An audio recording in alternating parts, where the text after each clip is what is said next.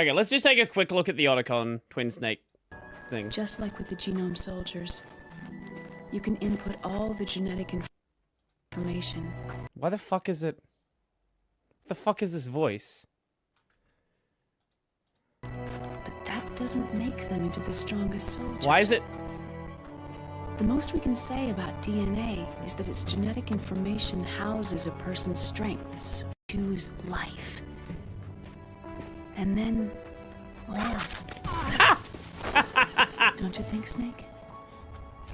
Don't worry. I'm gonna choose life too. Until today, I've always looked for... Okay, we're gonna just skip through it so I don't have to fucking hear that shitty audio. Living is a link. God, that audio is horrendous.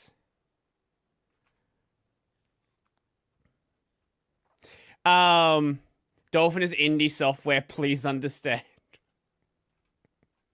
Just play on a fucking Wii at that point. So yeah, I wanted to do this one just because we were playing Kojima stuff anyway. It seems like a good connection to make. Yeah. So yeah, this is the video I paused earlier. Yeah.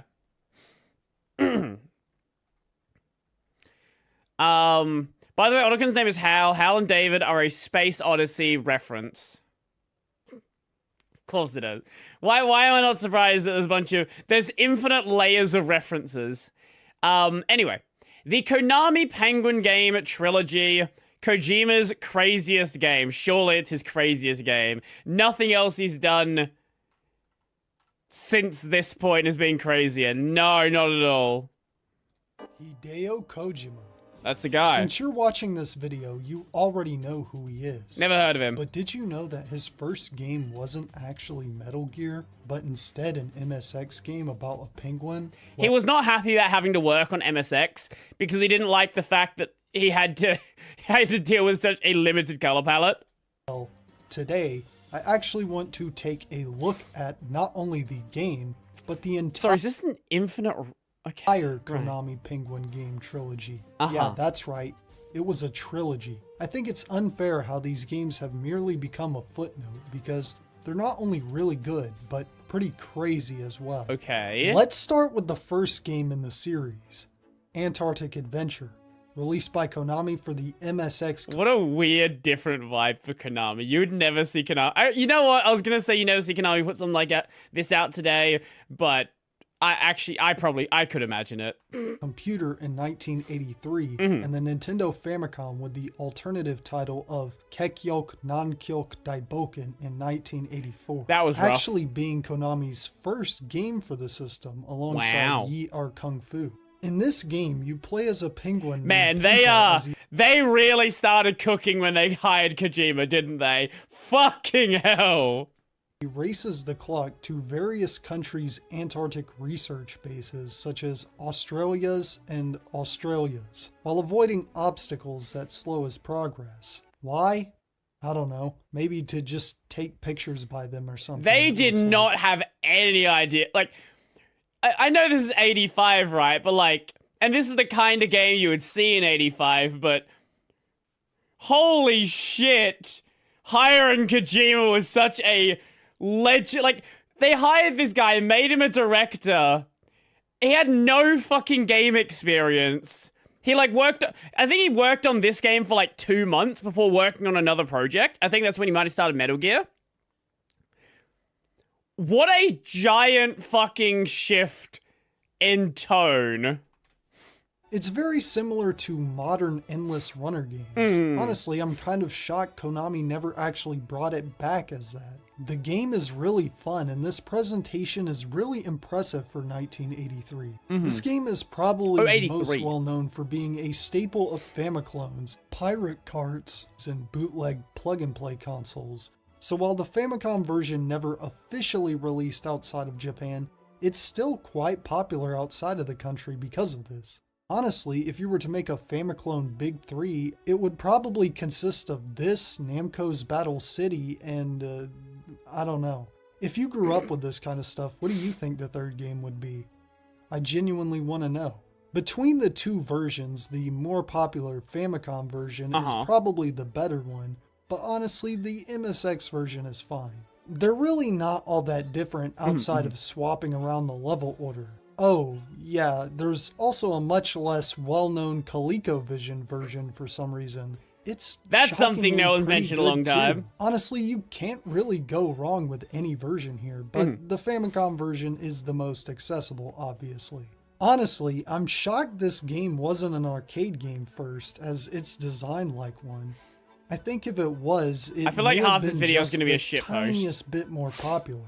This is one of those oddly obscure games that really deserves to be one of the biggest things ever, up there with Pac-Man and Frogger. It's that good. Surely. I guess it's just not because it never got officially released on the NES, but I think it would have honestly have been a million copy seller if it did, given how well it appeals to a wider demographic than most games from this period other than the two I just mentioned. Penta's such a cute character too. This is not a real special video. Animation with this cheeky little pose he strikes when he reaches the South Pole research base, or the last one, which he does in every version. We need to petition to have Antarctica's official flag be a drawing of Penta. Also, the background music for this game is the Ice Skater's Waltz. This game is so good, I don't know of anyone who actually hates this game. If you're stressed out, sometimes you just want to be a cute little penguin running around Antarctica, and that's fine.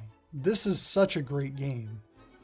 So naturally, such a great and successful game was going to get a sequel. Of course. And this is where Hideo Kojima comes in. Yeah, there's a bit of a misconception going around that Kojima actually worked on Antarctic Adventure, but he didn't. Instead, as his first project after being hired by Konami, he worked on the game's MSX exclusive 1986 sequel, Yume Tairiku Adventure, or Dream Continent Adventure, or Penguin Adventure. Penguin Adventure!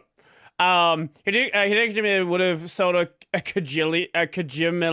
Kojimillion copies of this game if Konami was instead of Psychonaut Powers. It would be known as in Europe. That being said, if you think you're going to get some insight into Kojima's game design thought process, definitely not. You're sorely mistaken. He only played a minor role, and according to the man himself, he only ended up contributing a few little ideas. Really, this video isn't to talk about Kojima. It's about undoing the mystique surrounding this game and its status as a footnote.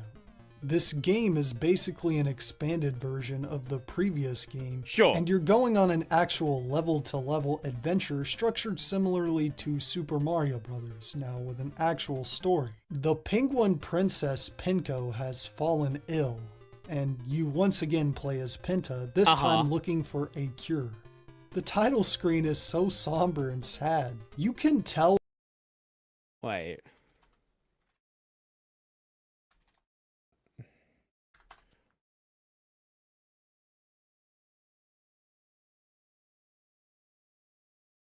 There it is. Give me a second.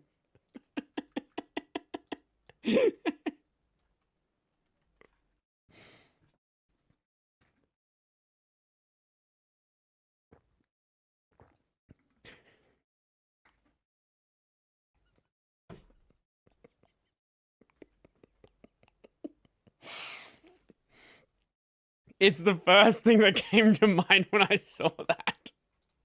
Penta really cares about Pinko. Penguin Genesis It's a really good way of making the player care as well. Gosh, I sure hope they don't completely ruin this cute relationship between two cartoon penguins. That would be ridiculous. For the most part, this game just seems like a souped up version of the first game. Sure. And to some extent it is. It is a game of its I era. thought so as well. But that all changed when I discovered that there were bosses in this What? game.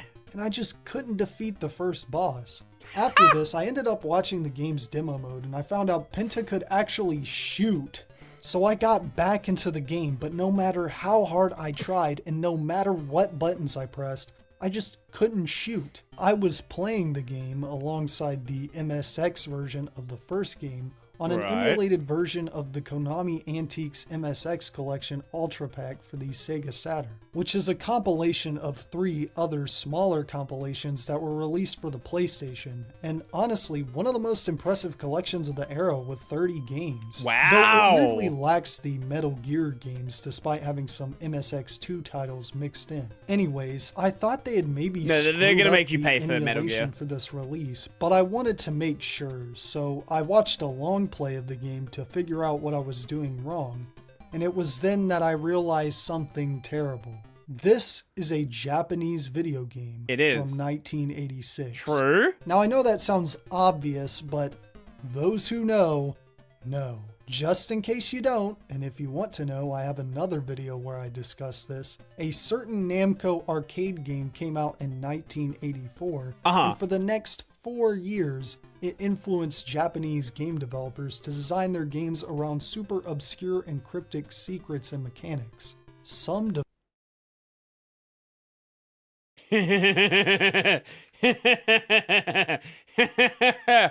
If you have played East 1 and East 2, you would know exactly what's being talked about here. East 1 and East 2 are very much, hey, here's this random item. Go do something with it. I don't know what it does. Have fun. developers like Nintendo R&D 4 took this idea and executed it in a much better way, while others would make some of the most horrifying games ever created out of these concepts. So how did Konami fare with this game? Actually, it isn't that bad, but it's not perfect. Usually, holes are a bad thing, like in the first game. No. But there are smaller holes, though it's very hard to notice that they're smaller, that It's a contain hidden shop. shops within them. See, whereas in the previous game, collecting fish only granted you points, in this game, they're used as currency. You can even gamble with them. Of course you which can was gamble. apparently one of Kojima's ideas. It's in these shops that you can buy a friggin' gun. Yeah, Penta don't play about his girl. He's packing heat. This is how you defend yourself from the much tougher hazards that come in this game and defeat bosses, which turns Penta blue for some reason. Interestingly, Penta's redesign here bears a striking, eerie resemblance to another cartoon penguin character named Mike, who appeared in advertisements for the Japanese whiskey brand Suntory around 1983, when the first game came out, and even got an anime film made about him in 1985 called Penguin Memory Shiwase Monogatari, which is about him coping with PTSD from the Vietnam War. I'm sorry, what? When you leave the shop... Sorry, what?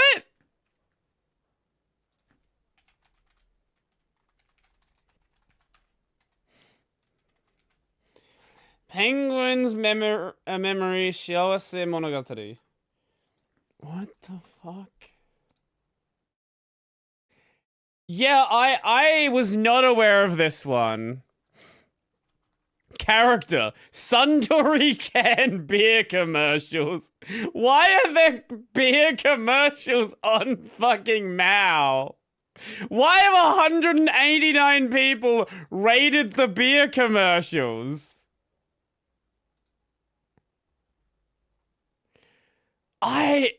I did not know this existed.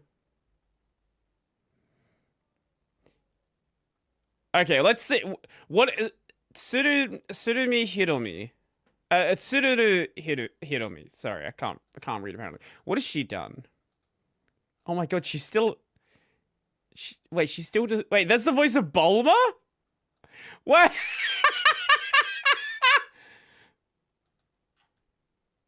Wait, has Dragon Ball already happened at this point? What year was Dragon Ball? Like original Dragon Ball anime.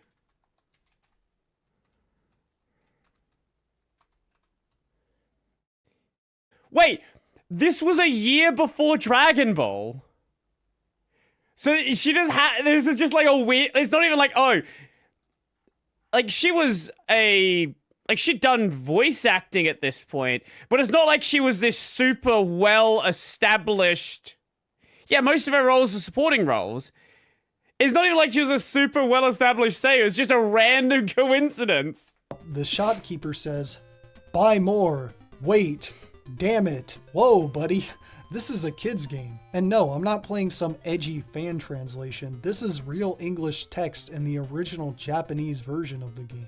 There's other weird text in this game too. Hasten slowly? That makes no sense. There are also other cryptic mechanics in the game. Of course like there how are. There's a heart that changes color and gives you different power-ups depending on said color. That seemingly takes inspiration from Konami's own Twin Bee, which has a similar thing going on with its bell mechanic. What? It really doesn't matter though, and you can just avoid it. Meanwhile, in order to access the good ending, the criteria is, I kid you not, pause the game. Huh? Yeah. Also, supposedly, Kojima actually got the idea to include multiple endings in the first Metal Gear Solid from this game. Aside from the lambuxuacious elements I've already mentioned, the music here composed by Yoshinori Sasaki, best known for these games, Parodius and Castlevania 3, and Kenichi Matsubara, best known for Castlevania 2, is really good. Overall, this game is good, but those cryptic elements really drag it down, and it's not as good as the first. But it's still a really fun game, and I definitely recommend it if you're someone who can tolerate that kind of design. Definitely check it out in any way you can. I will say, just like how its predecessor didn't get an official NES release, it's a real shame that this game didn't end up getting a Famicom or NES version. But given how NES versions of MSX games involving Hideo Kojima usually ended up turning out, we may have dodged a bullet there. Actually, Kojima wasn't even credited with this game initially, but this is the first game in the series to credit anyone. So that means that we sadly don't know who created the Penta character in the first place and who worked on the first game. Another mystery surrounding this game involves the 2006 mobile phone version of the game that seems to have not been archived and must be lost media. I literally can't find anything about it other than that it existed. It also had a short digital comic released alongside it that's also seemingly lost. But I guess if there's one thing we can take away from Penguin Adventure, it's that it's truly the first Strand type game. And that's where our story seemingly ends. Now in Parodia, but Sunshine Feeler! I thought you said it was a trilogy! A trilogy of 2. Here we go. Now we get to the part of the video I've been dreading. I've actually wanted to make this video for a little while, but this is the reason. Basically in the 2000s, Konami ported a bunch of their games to yes. Java phones were very popular back then. And I usually ended up throwing it back on the bad ideas pile. A third game released in 1991 only for the Famicom, Yume Penguin Monogatari, which translates to Dream Penguin Story. At first this game seems fine. It only takes a format change into being a side-scroller, but this game has one of the most annoying gimmicks to ever be put in a video game. So, you know that one Sonic 2 ROM hack, Sonic 2 XL? If you don't, it's a fan-made ROM hack of Sonic the Hedgehog 2 where the rings in the game have been replaced by onion rings that incrementally make Sonic fatter. You must try to avoid them, and if you don't, you must try to lose weight by running before it's too late.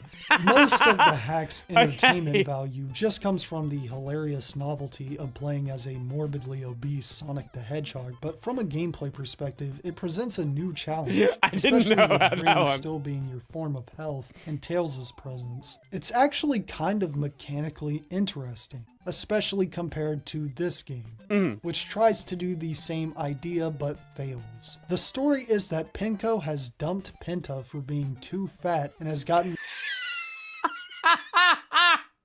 with a Pimp Gwen. So Penta must try and lose weight while the Pimp Gwen tries to fatten him up on his journey, while at the same time encouraging his dieting and exercise. Yeah, that makes sense. Already, before we even really get into the gameplay, I hate the story. Remember how cute Penta and Penko's relationship was in the previous game? We'll throw all of that out of the window. You know it's bad when I'm not even the kind of person to get invested into the relationships of cartoon characters, and even I'm mad. Now we have these cynical, mean-spirited versions of the characters, and I would be fine with that. I actually kind of like the premise on paper, but they're devoid of any likable traits. The only reason I like these characters is because I'm thinking about the previous game. I don't even like their redesigns. Stop staring at me with them big old eyes! The only kind of funny thing here is that in the ending, Pinko ends up getting fat, but is it really that funny for such an obvious joke? Anyways, Yes, to get into it's how really this funny. affects gameplay, Pinta must try to avoid eating anything to avoid being too fat at the end of the stage, while Okay. drinking as much diet soda as possible to slim up. Are you sure this wasn't made by an American? What do you mean drinking diet soda to lose weight? That's...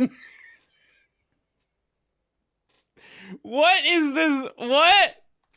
Yeah, don't eat apples, but soda's good for you. Yeah, True. that's extremely backwards, but I honestly don't care as long as it's fun. As do you really expect a nuanced depiction of dieting from a cartoon penguin game? It's not Yes, like it's educational it needs or to be. anything, and I really don't think children are stupid enough to replicate this. And people who genuinely think that they would don't actually care about the safety of children or actually have a real grasp on how entertainment may affect an audience. They just have a low view on other people's intelligence caused by ego and dominance problems. But like I said, I don't care as long as it's fun, but it's not.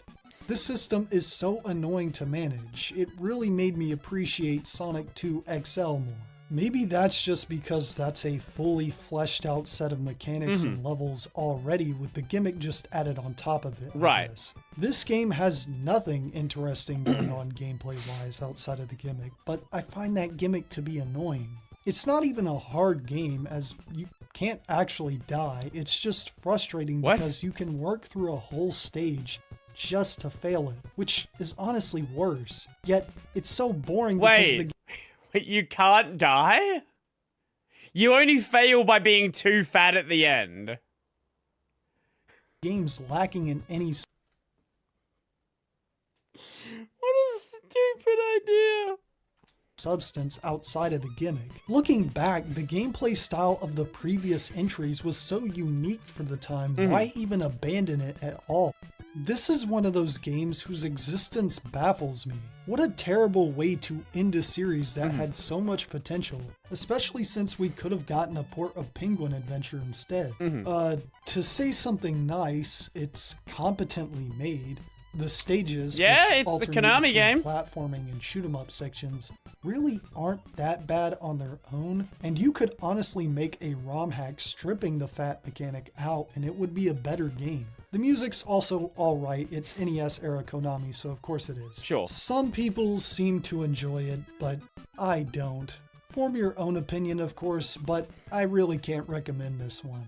Now, these aren't all of the games that Penta appears in. In the Okay. 80s, Penta was actually a bit of a mascot for Konami and cameoed in a bunch of other Okay. games. Honestly, I really think they should have pushed him more. He's a really good mascot for the Yeah, company. man, fucking... What is this, 8 years before Linux? When was Tux first created?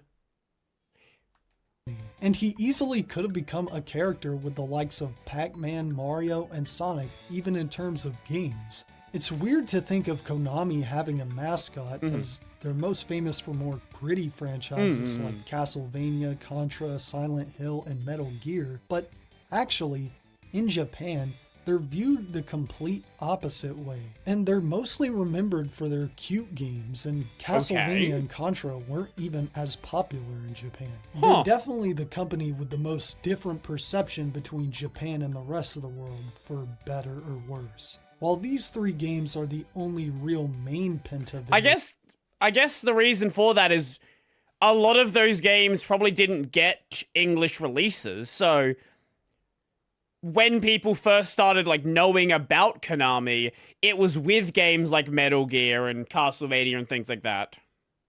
So like the point where your first interaction with Konami likely was one of their more gritty titles. games, he starred in a bunch of other arcade metal games and mobile games as well. The most that the Konami Penguin legacy would be carried on, however, would be with the Parodius series. For those who don't know what Parodius is, it's a wacky parody spin-off series to Konami's Gradius shoot-'em-up games, and is probably best known for originating the sound effect. And when I said legacy... Wait, what? Best known for originating the sound effect.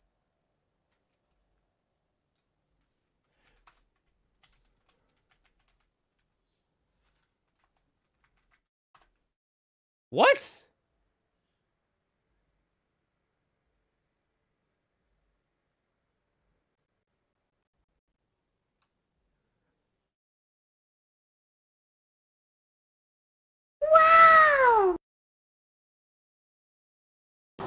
Wait, what was the infamous anime WoW sound effect?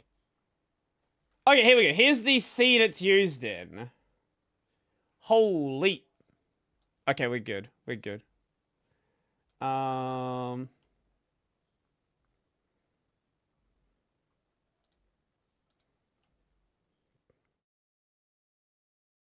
Give me 1 second. Here we go.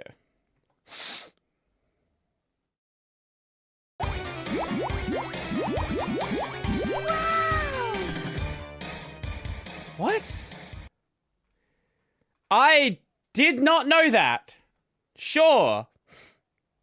And when I said legacy, I meant that very literally, as starting in Parodius Da, the second Parodius game, one of the main characters you can play as is Pentaro, the son of Penta and Penko. Now, given that Parodius Da came out in 1990 before Yume Penguin Monogatari, you definitely weren't supposed to think this, but I feel bad for the little guy, given the reveal that he likely grew up in a broken home. Actually, maybe the last game's ending was actually revealing that Penko was pregnant with Kentaro. Thankfully, despite this, he seems to be doing well. He found his own mate named Hanako, and as of the last game, he became the leader of the Parodius mercenary group, though there seems to be some internal penguin war going on here. This penguin society definitely gets less peaceful as the timeline progresses. Random they got side more note, I actually wonder Konami. if the use of classical music in the Parodius games was inspired by Antarctic Adventure's use of that waltz. Once again, just like the misconception of Kojima working on Antarctic Adventure, there's a misconception amongst some people that Penta and Pentaro are the same character, but they're not. Basically, Konami Penguin game lore is deep. And that's really all I have to say. Anyways, to reiterate, I really just made this video because I wanted to demystify these games, give them more attention beyond being a footnote in Hideo Kojima's career, and clear up some of the misconceptions about them. And hopefully you gained a new appreciation for Konami's penguin mascot and his games. Thank you to my patrons for supporting me. You can do so as well if you'd like. Thank you for watching, and go play Antarctic Adventure. All right. Sure. Yep. Go check out that channel. I've never seen him before. I just saw the Kojima related video and thought it would be fun. But yeah. Yeah. I guess we learned something.